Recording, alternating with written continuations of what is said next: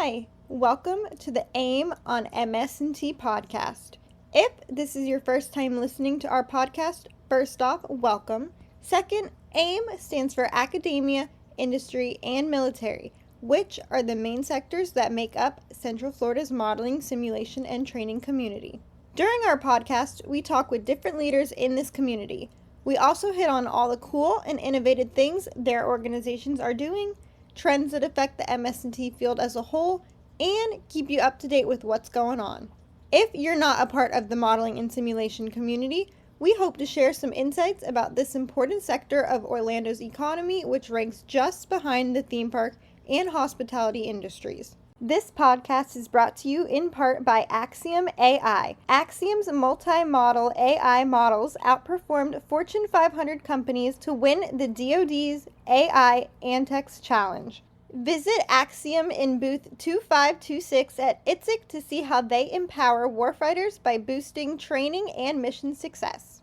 I'm your host, Kate Finkel, and in today's episode, we have something very special for you.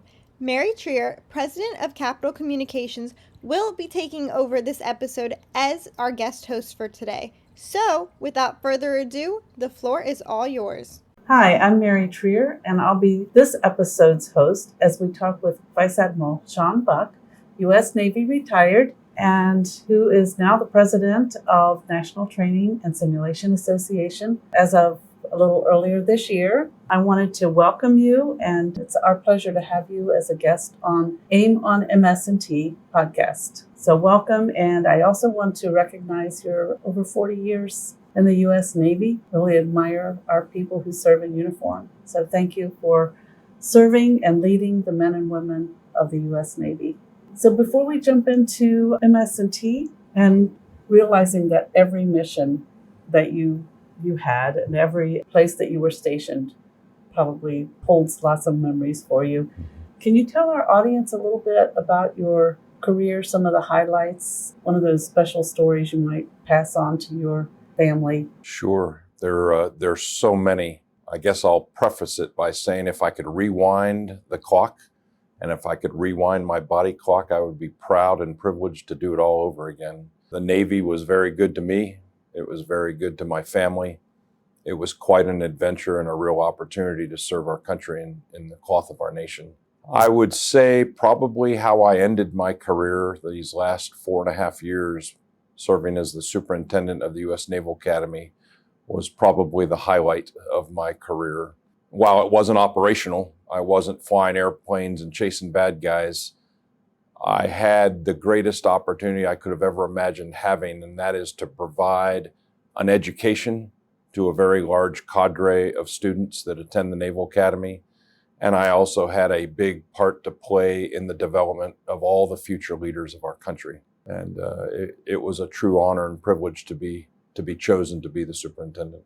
That's amazing. I wanted to ask you a couple of questions about your time there. What is the Navy bringing in? I know the academies all bring in the best and brightest in our nation, but is there a specific skill set that you were seeing as they were coming in?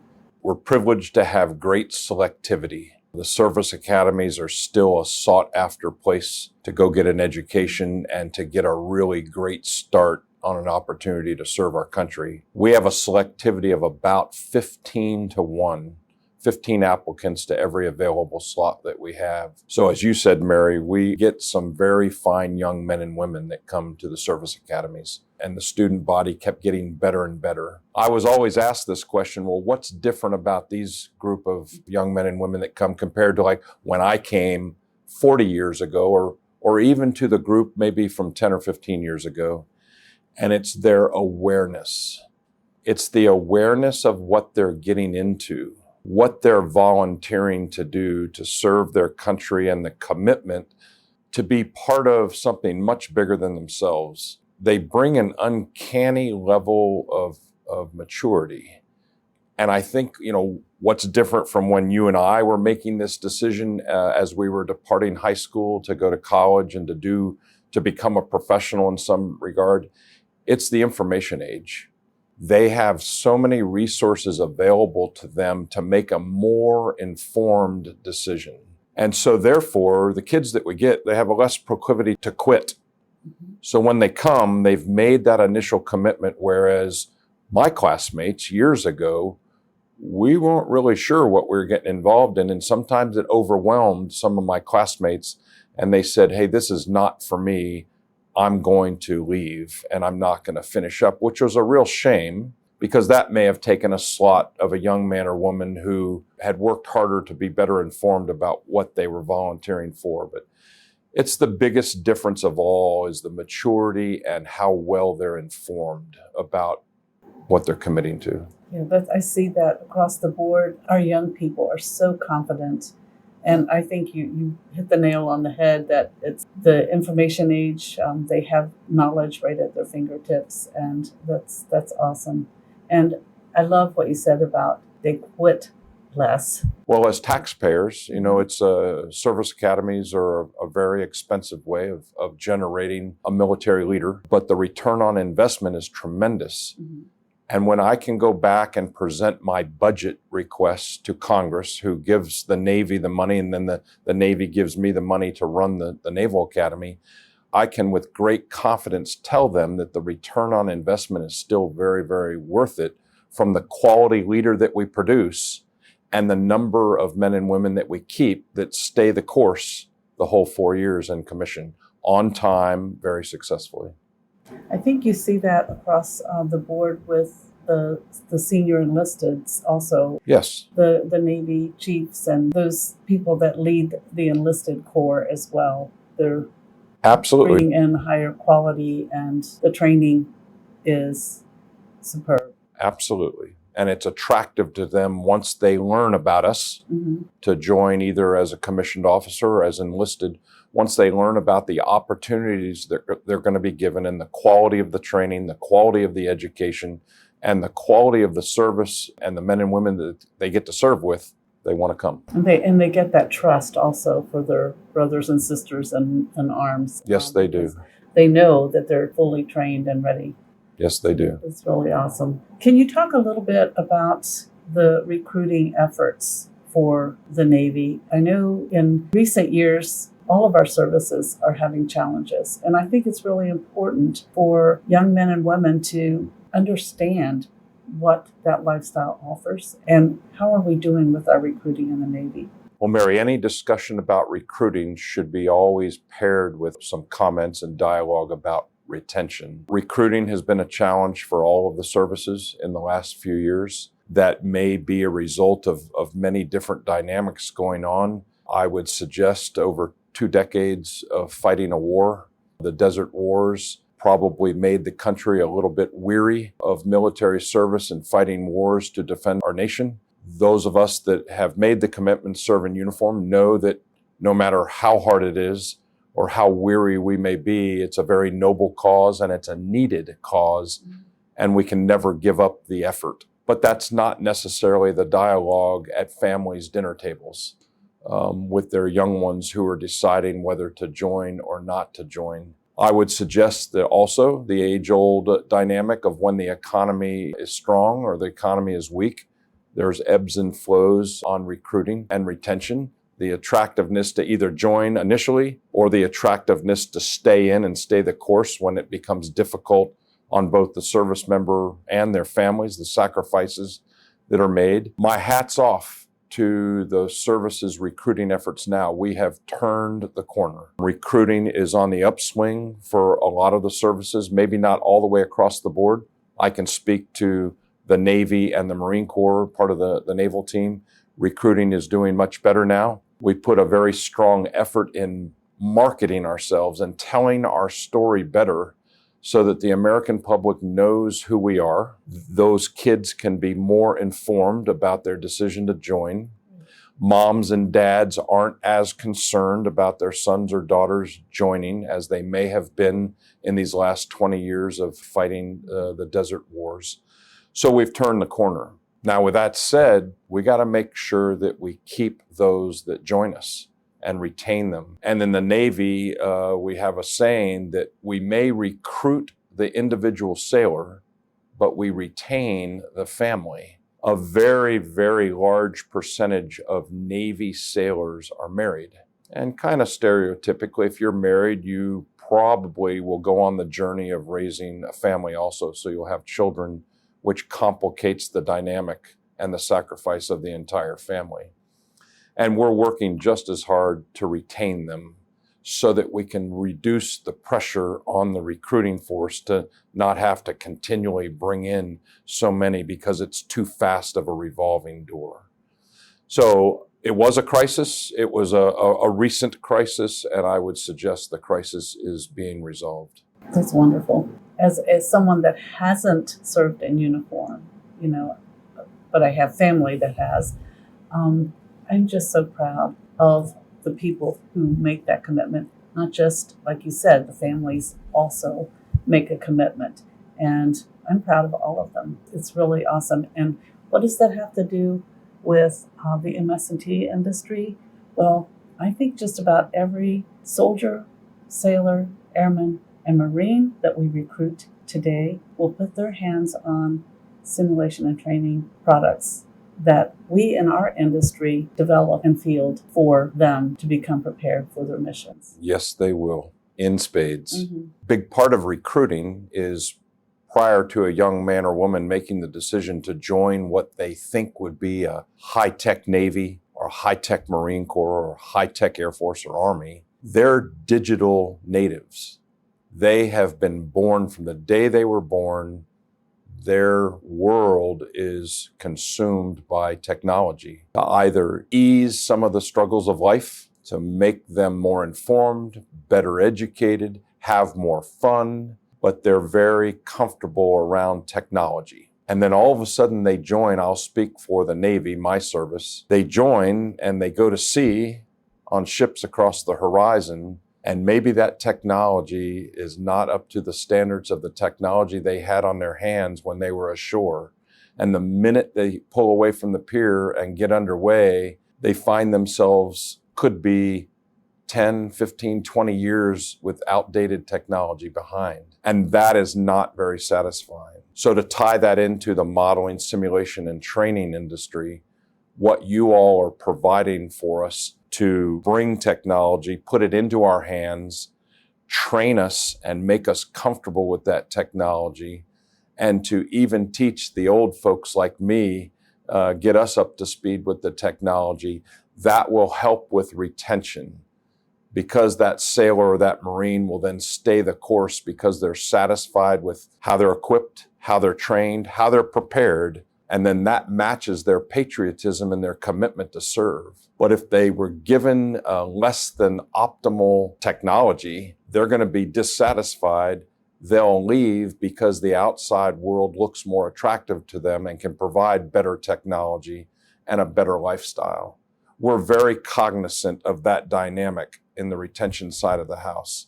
So once again, hats off to everyone involved in the MS&T industry to help us military folks provide a better life for a sailor, Marine, airman, guardsman, soldier.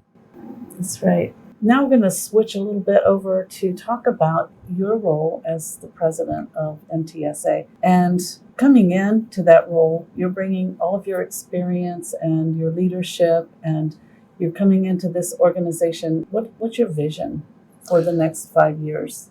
Well, to be perfectly honest with you, I didn't see this opportunity coming. Sometimes I'll ask the question, did you find NTSA or did NTSA find you? Well, NTSA found me and offered me an opportunity to present myself to be considered to be the president of the association. And I couldn't have been a luckier person than to have been identified and being given that opportunity. I come from 40 years of being a consumer and using all the goodness that NTSA has helped corral and matchmake between inventors and innovators out there, matching them up with the government, me, my team, the Navy team, who needed things, but I never knew where those cool things came from. And now I'm on this side of the fence as a person who can help facilitate the matchmaking between those with the requirement, the services, and those who innovate and dabble in that technology and can provide really awesome solutions. And I couldn't be more proud to be that matchmaker. So what's my near-term vision? What I still have witnessed in my first 4 months is it is still very difficult to break through the barriers of the military acquisition system. I think I want to do due diligence and work really hard to continue to break down that barrier, because there's lots of people in our MS&T industry who are hungry to provide and hungry to invent, but they don't know how to talk to the people that need their stuff. And it's somewhat frustrating that this has been a persistent problem. And now I feel as though with my reputation, the trust that people have had in me for years and years, and my willingness and ability to passionately advocate for people, I'm very proud to break down those barriers and open up doors and make those connections. So that's a very simple but important near-term goal that I have in the next 3 to 5 years. And I think once we make that easier and easier and easier, boy, the sky's the limit on how we can equip and prepare the military.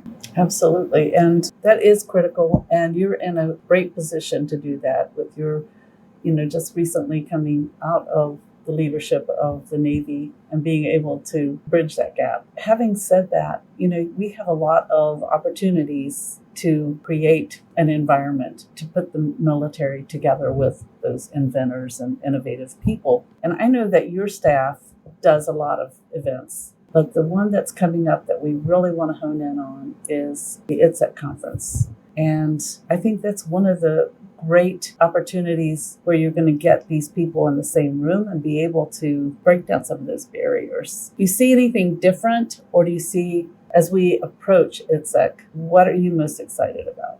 I'm excited about that we continue, the NTSA team and our huge army of volunteers continue to respond to the surveys that are filled out by the attendees who actually experienced IITSEC as either just an attendee or an exhibitor or a presenter or a panelist or a speaker. We continue to look at those and try to deliver the use of technology to make their experience better and better and better, because we don't want them to just come for one IITSEC. We want them to become part of the family and the iterative effort of they contribute and people contribute to them. Some cool changes that have happened. I innocently ask these questions. What are we doing, or what have we done to make IITSEC 2024 better than just last year? And if I may, if you go to our website and begin to plan your own experience and your own journey at IITSEC,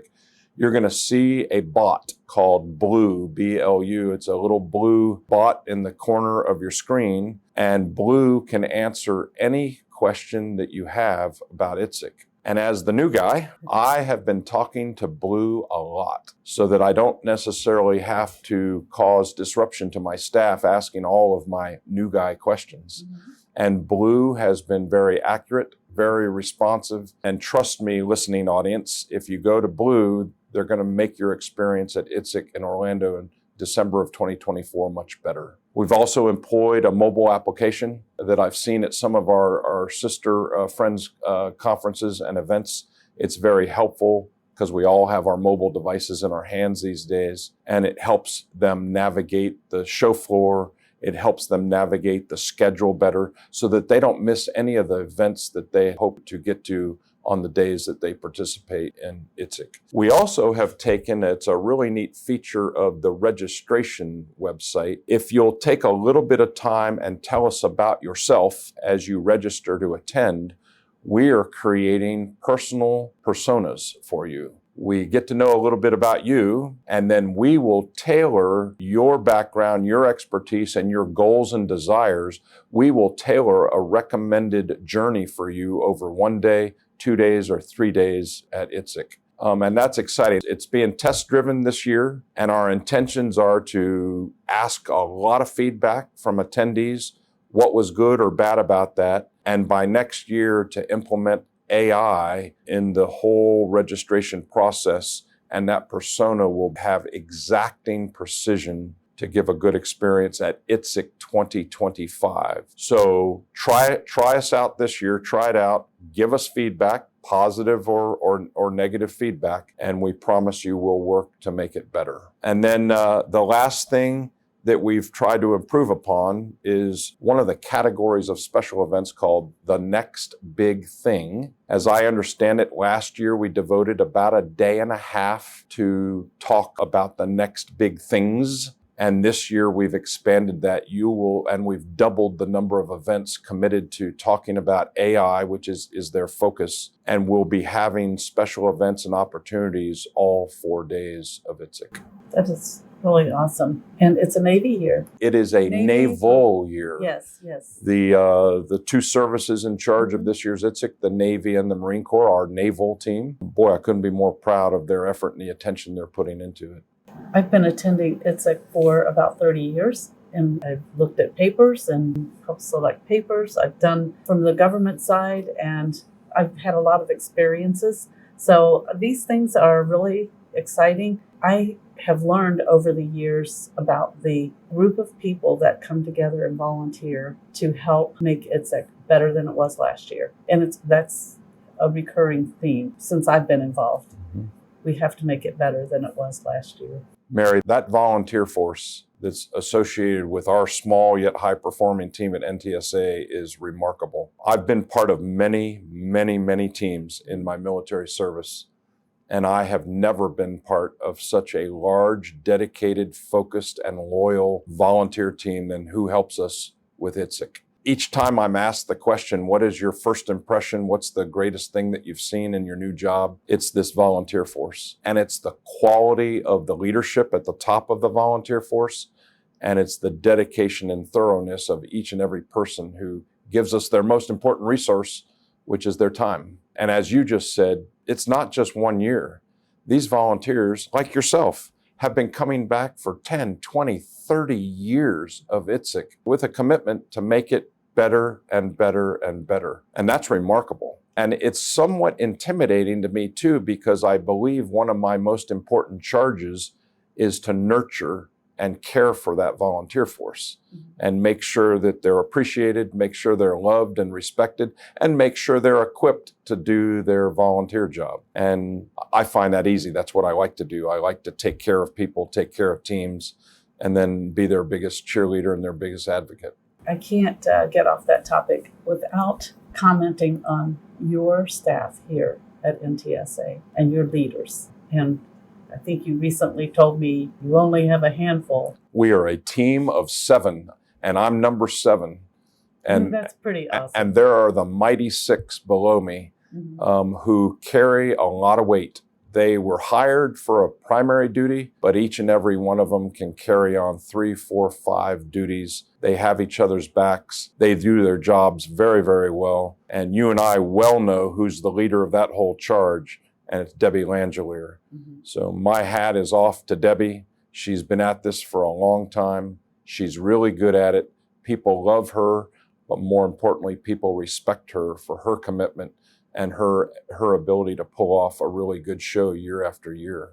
So that's what I call my small yet high-performing team led by Debbie. Yeah, that's really awesome. I can't think of anyone in the industry that would disagree with what you just said. You have an awesome team, and Debbie, she's been at it for years, and she's doing a fantastic job leading all of us. Yes, she has. We talked about a lot of things, but how about some football?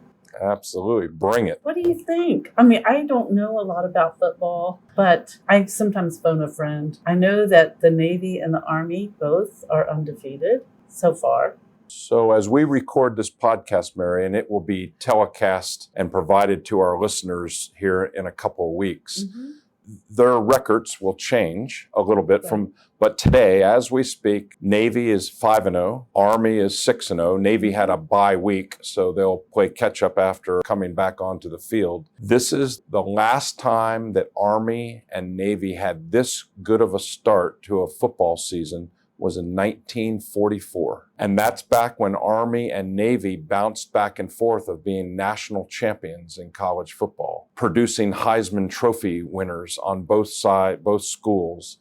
So it's a very, very exciting amongst both all the Army fans and the Navy fans. And this year, the Army-Navy game will be not only a wonderful representation of our services, and that's why we call it America's game, but there's also going to be some real high-quality football played. But let there be no doubt at all who's going to win this game. Well, and it's going to be the Navy. I probably will get the last word, and I'm betting on the Army this time. I know you are. I think, as always, no matter who the better team is, who's down on their game, it's always a nail biter, and it is a game played with passion on both sides, and it comes down always to the last 2 or 3 minutes of the game. It's always a close score. It'll come down to some of those basic things we hear about football. Who makes the least mistakes? Who has the least number of turnovers? Does the weather, good weather or bad weather, favor one team over the other? But it'll come down truly to the final second as to who played the game with more passion. And I would suggest to you the United States Navy is ready to step up and win this game. Okay, Army will be there, strong. Navy by 1 score, either by a field goal or a touchdown, by just 1 score. Yeah, I'm betting that we probably would agree on 1 score, but like we probably disagree on who will have that. Well, here's the bottom line: Go Army, go Navy. Yes. 1 team, 1 fight. Amen. We're in this together. Yep, we agree. Thank you so much for doing the podcast, and I love what you talked about today. And we'll have you back again if you'd like to do it. Sure, again. I'd love to. Thank you for the opportunity. I look forward to seeing everybody down in Orlando the first week of December. Me too. Go Army. Jumping back in, I want to thank our guest, Vice Admiral Sean Buck and Mary Trier, for hosting this episode. For everyone listening, to keep you up to date on future events in the modeling and simulation community, check out our website, teamorlando.org. You'll also find us on LinkedIn, Twitter, and Facebook for more recent news and upcoming events. If you're interested in sponsoring an episode of AIM on MS&T or being a featured guest, please reach out to Team Orlando News. The link will be below. We hope you enjoyed this episode. Don't forget to follow the AIM on MS&T podcast on your platform of choice, and we will see you in the next one. Bye!